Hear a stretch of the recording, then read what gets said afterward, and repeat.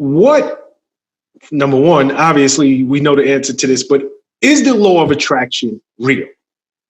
What is the law of, I got a couple of questions in there. Sure. What is the law of attraction? And can you explain it in the most simplest way for anybody who has never heard of it? Well, we're about to find out. We'll see. It's as real as the law of gravity. Most of us are not jumping off high buildings because we know the law of gravity works. And the reality is that everything you're currently experiencing in your life now is the result of the law of attraction. It's what you thought about, focused on, feared, planned for, spent a lot of emotional energy on thinking about and doing about in the past. And so if you want your future to be different, you have to start thinking different thoughts and have different behaviors and different visualizations than what got you to where you are now. And that's the big issue for people. So the law of attraction is based on the law of vibration. It says everything in the universe vibrates. So even, my voice is vibrating. That makes sense. All the radio signals we get, and you can tune to different channels. 81.5 on the dial is different than 93.6. You're going to get a different sound of music or a different talk show, whatever. So that vibration, when I tune it to a certain level, it attracts a different vibration coming into me. And so everything we do, every thought we have, every emotion we have is creating an emotional state. And that's called our vibration. And the highest emotional states are love, appreciation, gratitude, joy, those kind of things. Enthusiasm, which means entheos, to be filled with theos. Theos is the root word of theology. So to be filled with theology, to be filled with God.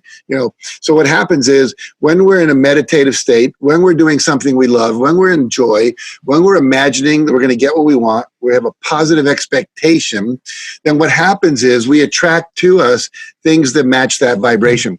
Think about, where do you live? I live in Westchester, New York. Okay, so think about Westchester, New York. There's probably a street where a lot of restaurants and bars are located. There's kind of an area like that. And if you go down to that area, there are different bars that have different vibrations. In Santa Barbara, where I live, the farther you go down State Street, the more the poor people hang out in the bars. So in the upper end of State Street, you got the lawyers, the doctors, the bankers, etc. And on lower State Street, you have the homeless people, you have the bikers, you have the people that are not necessarily, that tend to be more negative, that tend to have more negative thoughts and thoughts of poverty, thoughts of lack, etc. And so each of those bars, if you walk into it, there's a different vibration. And so what happens is those bars are attracting people of the same vibration, the same thought form, the same beliefs, the same whatever. And the same thing happens in the universe. That basically if you're imagining being wealthy, you're focusing on abundance. Like I'm looking out my window, I have a glass window behind me, and I see palm trees and leaves, and there's oak trees and all kinds of pines. There's an abundance of greenery. There's an abundance of life. I have flowers. I have 40 trees on my property. I decided I'm going to count all the plants on my property sometime in a couple days. Because I said, I don't know how many there are. I've been focusing on abundance a lot this last week. Like, how abundant am I? I have 3,000 books. You can see a bunch of them behind me. Yep. So I live in a world of abundance, and I have abundant friends. I have abundant health. I have abundant, money, etc. So I learned, even when I didn't have as much as I have now, to focus on what I did have, not what I don't have. There's an exercise I do in my training sometimes, Sean, where I'll put up the numbers 1, 3, 5, 7, 9, 11, 13, 15, 17, somewhere. And I'll say, what's missing? And everyone goes, the even numbers are missing. And I go, no, nothing's missing. It's a row of numbers, 1, 3, 5, 7, 9, 11.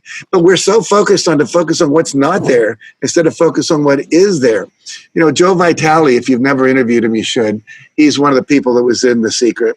And he talks about the idea that when he was really poor, he was living in one of those apartments in Texas, where there's one light coming out of a light bulb with nothing hanging on it, sleeping on a mattress with a couple sheets, and he had the plastic chairs and a plastic table. And he got a book from the library that was about the law of attraction. And it said, you're supposed to focus on what you have. And he said, what do I have? I got zip, And then he said, well, I do have a notebook. I have this book. I have a pencil. With this pencil, I could write my goals. With the eraser, I could erase my limiting beliefs. And he wrote a list of goals for the first time in his life and focused on what he did have instead of what he didn't have. He had health. He had the ability to go out. He was young. He knew people. So focus on what you have. Martin Luther King didn't have a talk that he gave called I Have a Complaint. He was called I Have a Dream. So he knew there's a lot he could have complained about. I mean, a lot. You know, they're trying to burn his church, trying to kill him, which they eventually did, you know, but he focused on the dream that all boys and girls will be judged by the quality of their character, not the color of their skin. Now, have we achieved all that? Hell no. The summer's events prove that. But are we closer than we were when Dr. King was marching in Selma? Absolutely. We can walk over that Pettus Bridge now without getting, you know, beaten up by dogs and billy clubs and so forth. So always focus on what you have, be grateful for it, and then focus on what you want and put your energy on it. And then here's the key. When you're focusing on what you want, which you should do through closing your eyes, visualizing already have it, feeling the feelings you would have, maybe if you're having an affirmation, I'm so happy and grateful that I'm now earning $100,000 a year, I've now got a podcast with 1 million people, whatever. That is like rehearsing for the person you're about to become.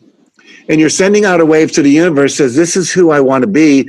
Please send me all the things I need to be that. And it starts to do that because you've given them an address for that kind of package to be delivered. I always say, if you have a small mailbox and you order a big package from Amazon, they can't put it in your mailbox. You know, so basically you have to have a big receptive space, hands open, saying, hey, I'm open. And the last thing I want to say about this is everything you resist creates resistance to the flow coming into you for what you want. So it's easy to be angry at some of our politicians right now. It's easy to be angry at, white supremacy groups. There's all kinds of things we can be judgmental about. But as soon as I start putting a lot of negative energy on that, doesn't mean I don't work to change it. But when I hate those people, when I resent them, when I can't do anything but think about it and seethe inside, I'm attracting more of that. Mother Teresa was asked to come to an anti-war movement rally. And she said, no, but if you ever have a pro-peace rally, I'll show up. Because she realized whatever you push against creates resistance back. And so you have to be for something, not against something, in order to get to the next level. So it doesn't matter what it is, because we may not look at resisting something like white supremacy as a bad thing. But you're saying, no, Sean, resistance of any kind, negative energy of any kind, it's going to attract more negative into your life. Do I have that correct? Yeah, no, think about it. Let's say there's a white supremacy march, mm-hmm. and you go out there and you start yelling stuff at them. What do? Yell back. And if you get too close to them, what do? Probably shoot you. Well, they could shoot you. They could push you back. They could hit you. They could run over a car. We've seen all of that happen this summer. Yeah, absolutely. So the reality is I want people to make a statement. I want people to stand up. I want people to vote. I want people, there's times for nonviolent confrontation, like Gandhi did, like Martin Luther King did. A lot of people got beat up along the way. I was in one of those marches. I didn't get beaten up, but I know what that was like.